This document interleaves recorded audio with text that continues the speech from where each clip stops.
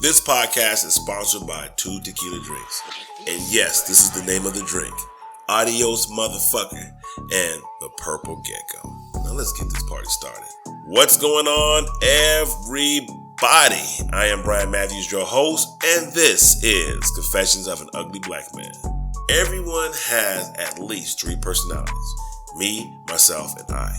Yet, there are those of us who have what I like to call advanced personalities, in which the term me, myself, and I have been replaced. For example, I refers to my outer constant persona as Bryan, the person that I choose for you to see and know. Myself, or Matt B, in which I tend to be, and it is determined by the situation, i.e., life of the party, or when I'm just up to no good, aka a 007 mission.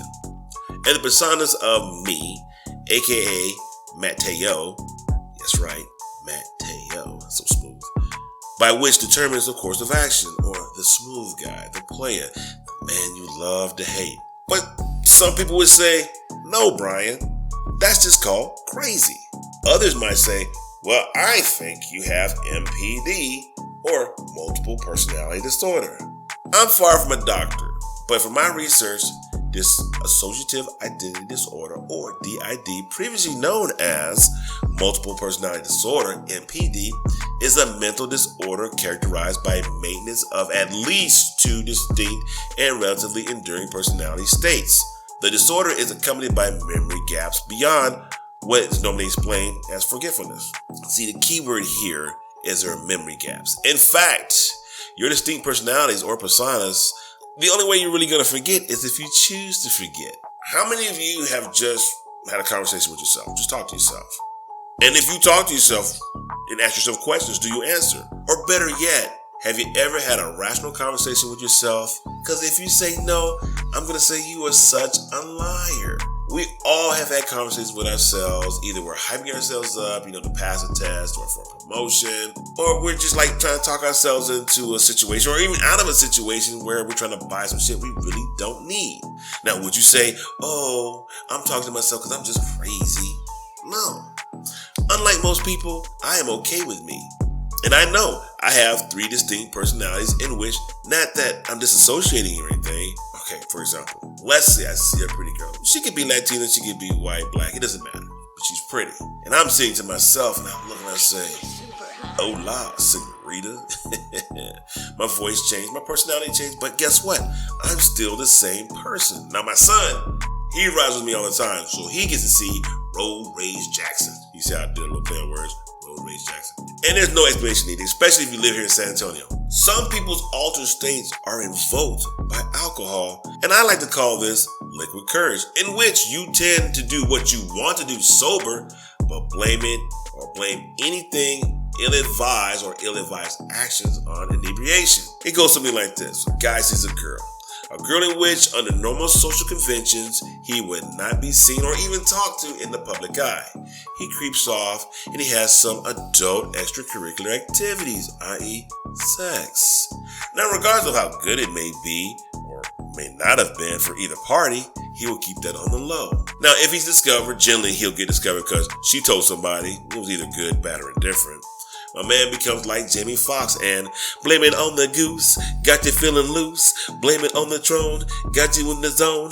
Blame it on the alcohol. Blame it on the alcohol. Blame it on the vodka. Blame it on the Henny. Blame it on the Blue Tap, got you feeling dizzy. Blame it on the alcohol. Blame it on the alcohol. I had some tonight, so forgive me. Now let's keep it real. I know I'm tripping, right? Let's keep it real. No one's really gonna believe you, dog. This is not gonna happen. But you know the rules. Lie, deny. Man, take that shit to the grave, homie. You don't tell no one. Now, if you're stupid and you go in raw dog and end up with an 18-year financial plan, well, that's on you, bro. Gigs up, accept and face the music. And yes, that does happen.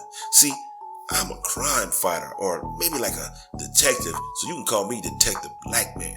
I would be like, so, you a widow girl, right? But you don't remember having sex, right? Okay, player, answer me this one question. How did you get home, homie? Oh, I drove. Gotcha, bitch. See, you had the presence of mind to drive home, knowing that drinking and driving can end your career. But you had presence of mind to drive home. In the day of Uber, you could took an Uber, but you drove home. See, you fucked up. I got you. You understand me? Nah, bruh. What you could have said was, this is not a sound decision. Maybe I shouldn't do this. Then I'd be like, okay, we need some more evidence. Open your computer, dog. Let's see the internet history. And of course, you'd be like, huh? Yeah. Let's see what you've been searching on the internet, son. And that's when you find it. Greasy grandmas or BBWs love that BBC. And oh, by the way, BBW doesn't mean beautiful black women, as well as BBC don't mean British broadcast. You feel me? I can't give a straight face with this one. Now, as a disclaimer, I don't have any problem with plus size women. And to be honest with you, I got a story at the end of this podcast that only my closest of close friends know. So if you stay tuned all the way to the end, you're going to hear one of the two stories of Bryan's misadventures. But let's go ahead and flip this around because, I'm beating up the dudes pretty bad. So let's flip this around. See, James Brown said it's a man's world. Shit. No, it ain't. See, if a woman gets drunk, goes out looking for that midget with that third leg, and sleep with loser Larry from accounting, next thing you know, she's screaming, oh, he raped me. It wasn't consensual. Next thing you know, loser Larry is locked up. Innocent until proven guilty, right? Innocent until proven guilty, right? Anyway, once again, disclaimer. Now, I know things like this truly do happen. And I'm not making light or any fun of any rape or anything that deals with non-consensual sex. However, just because she's trying to save face because her hidden freak, aka Mercedes, aka Barbie, aka Miss Ling Ling or Selena, got exposed, she ain't gotta tear her brother down. Besides, good Lord will F that story up any day. Loser Larry gets released, potentially as a sex offender, but he gets released nonetheless. He's walking around. Now, unless you're in one of those relationships, because they are out there, where you just do freaky stuff all the time, your man can introduce stuff up and say, hey, let's do this. And you be like, cool. However, if a guy goes to his girl in a normal relationship, and maybe it's a new relationship, he says, hey, babe, let's go ahead and do some role playing. She's going to be like, whoa, you been watching Pornhub? You been watching internet porn? And now, for the next 3 hours, he's got to answer questions on why their sex life isn't good enough that they have to now pretend. Yet, let her say, hey, baby, let's role play. I'm your new temp secretary. I'm Becky, and I'm here to take dictation. Oh, dude is like, oh, hell yeah, because he knows there's some real freaky shit about to go down. And oh, for that one night of wild, uninhibited sex, he is so amazed on how wild his woman could be. 2 days later, my man's in bed, rock hard, horny as all get out. He be like, hey, Becky, you want to sit on daddy's lap? Next thing you know, this dude is outside collecting this shit off the street trying to figure out what the fuck just happened. It wasn't but 48 hours ago he was all up in her colito. Let me break this down for the boys who ride the short bus. See, Ronnie, that's the girl's name, Ronnie is quote unquote respectable. And Becky, her alter ego, well, Becky's a hoe. And in which they are one and the same person. Plausibly, she's in denial of her inner hoedom. And while he's wanting to be with Becky, this may have made Ronnie feel as if Becky was more important, and therefore she kicked his ass to the streets. Unless you have properly laid down the A1D with the proper sauce on the side, man, you just flap it in the wind. Now, I'm no internet guru, no relationship guru, whatever from YouTube.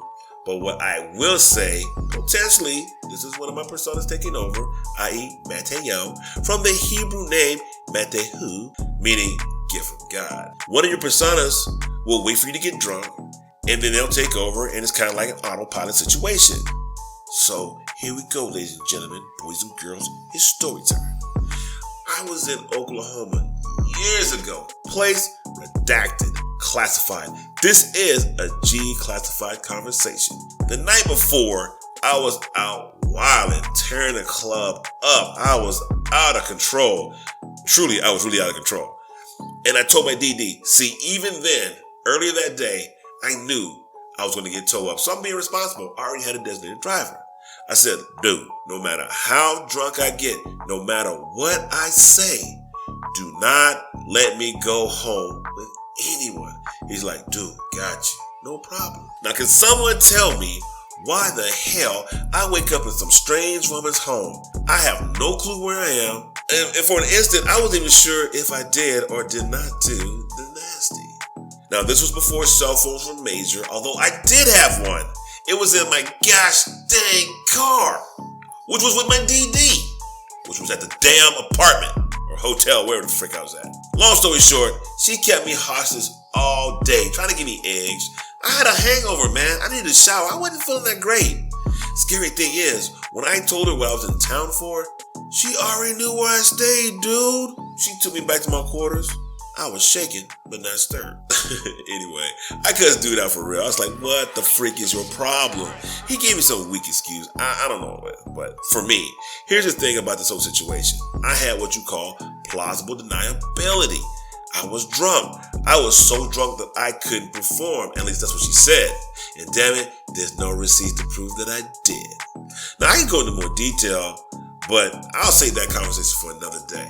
Now, I know I said that I was going to give you two stories. So, here we go. For those who waited all this time, here we go for the second story. Now, this is, once again, a 007 mission. I met a girl. She happened to be a BBW. Mad, grande, chi-chis, you feel me? Now, how did it end? I got 4 words for you. Paul Revere, Minute Man. Boom. It was so sad. I know that's kind of like clickbait or catfishing or whatever you want to call it to get you to listen to the whole podcast, but you got to admit, it was pretty entertaining. And I might do it on the Snapchat or I might do it on a TikTok or whatever, and I'll tell that story. It's a pretty entertaining story. However, it's very embarrassing, but I think I'm going to tell it anyway. But for those who stayed here for this time, I want to thank you very much. This is Bryan Matthews, aka the Ugly Black Man, and you have been fed.